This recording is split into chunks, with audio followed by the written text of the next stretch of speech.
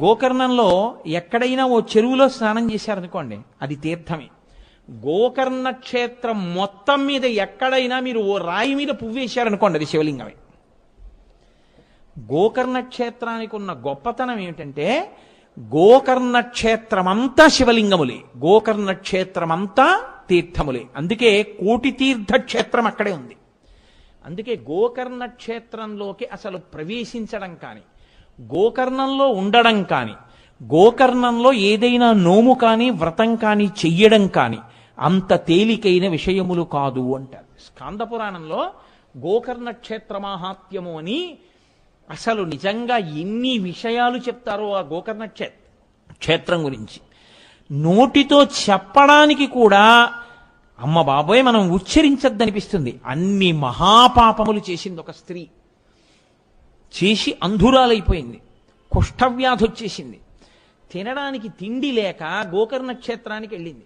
కళ్ళు లేవు, ఎవరన్నా ఏదైనా తినేది వేస్తారేమోనని ఒక శివరాత్రి నాడు అక్కడ కూర్చుంది. అందుకే మనకి పెద్దలు ఒక మాట చెప్తారు, నీ జీవితంలో ఎప్పుడైనా 4 ఒక్కసారి దొరికితే నీ అంత ధన్యాత్ముడు లేడు అని చెప్తారు. 4 ఒక్కసారి దొరకాలి. 1, నువ్వు గోకర్ణం వెళ్ళాలి అసలు. 2, నీవు మారేడు దళములను చేత్తో పుచ్చుకోవాలి. 3, నీకక్కడ శివలింగం ఏ రాయైనా శివలింగమే. ఓ శివలింగంగా నువ్వు అక్కడ భావన చెయ్యాలి. లేకపోతే అక్కడ ఉన్నటువంటి స్వామికి మహాబలేశ్వరుడని పేరు, మహాబలేశ్వర దర్శనం చెయ్యాలి. నీ అదృష్టమైతే అది కృష్ణ చతుర్దశి అయి ఉండాలి. అంటే మాస శివరాత్రి కానీ మహాశివరాత్రి కానీ అయి ఉండాలి. ఈ 4 కానీ ఎప్పుడైనా జీవితంలో దొరికితే వాడు ఈ మారేడు దళాన్ని గోకర్ణంలో ఒక రాయి మీద వేసినా వాడు మోక్షాన్ని పొందేస్తాడు. ఇన్ని పాపములు చేసిన వాడు కానివాడు, అంటే చెయ్యమని నా ఉద్దేశ్యం కాదు, కానీ గోకర్ణ క్షేత్రం అంత గొప్పది. అక్కడ సముద్ర స్నానం 365 రోజులు సముద్ర స్నానమే అక్కడ. అటువంటి క్షేత్రంలో ఈవిడ వెళ్ళి కూర్చుంది అన్నం కోసం. ఈ పాపములు చేసినవాడు, అసలు నా నోటితో నేను వర్ణించలేను ఆ పాపాలన్నీ. ఆవిడ కూర్చునుంటే ఒక ఆయన వెళ్ళిపోతూ ఆవిడ్ని చూశాడు. చూసి ఏమో ఎందుకు విసిరాడో తెలియదు, ముట్టుకున్నా పాపం పోతుంది కదా అనుకున్నాడో ఏమో. దర్శనం స్పర్శనం 2 గొప్పవు కదా మారేడు దళం. అందుకని ఒక మారేడు దళాల మాలను ఒక దాన్ని ఆవిడ ఒళ్ళోకి బారేశాడు. కంపు వచ్చేస్తోంది, ఒళ్ళు చీము నెత్తురు కారిపోతోంది, కుష్ఠరోగంతో ఉంది, కళ్ళు లేవు, వృద్ధురాలు, ఆకలి, ఏడుస్తోంది. దగ్గరికి వెళ్లకుండా మారేడు దళాల మాలిలా విసిరాడు. ఆ ఒళ్ళో వచ్చి పడితే ఆవిడనుకుంది అమ్మయ్యా తినేదేదో వేశారనుకుని గబగబా ఆర్తితో దాన్ని ఇలా తడువుకుని తీసి నోటి దగ్గర పెట్టుకుంది. ఆకులు అని తెలిసింది ఆవిడకి. ఇది ఏమిటి అని ముక్కుతో వాసన చూసింది.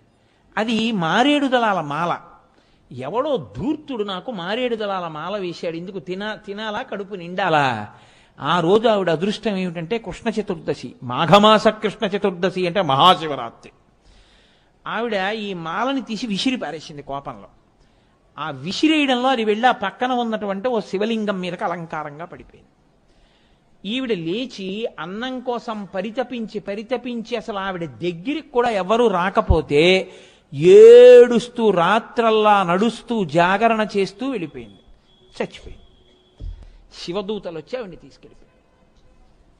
అప్పుడు అడిగారు ఒక ఆయన అందులో ప్రశ్న, ఇంత పాపిష్టిరాలే ఈవిడికి శివదూతలు వచ్చి శివపార్షదులు వచ్చి విమానం ఎలా ఎక్కించారని అడిగారు.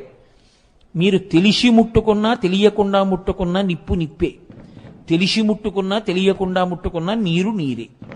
గోకర్ణ క్షేత్రం అంత గొప్పది. అందుకే మనుష్య ఉపాధిలోకి వచ్చిన వాళ్ళు తప్పకుండా కొన్ని క్షేత్రముల మట్టి తొక్కాలి, అంటే వెళ్ళాలి. వెళ్ళకపోతే జీవుడు ఊపిరుండగా చేసుకోకపోతే ఎవరు ఉద్ధరిస్తారు? వెళ్ళాలి తప్పకుండా కొన్ని క్షేత్రాలకి.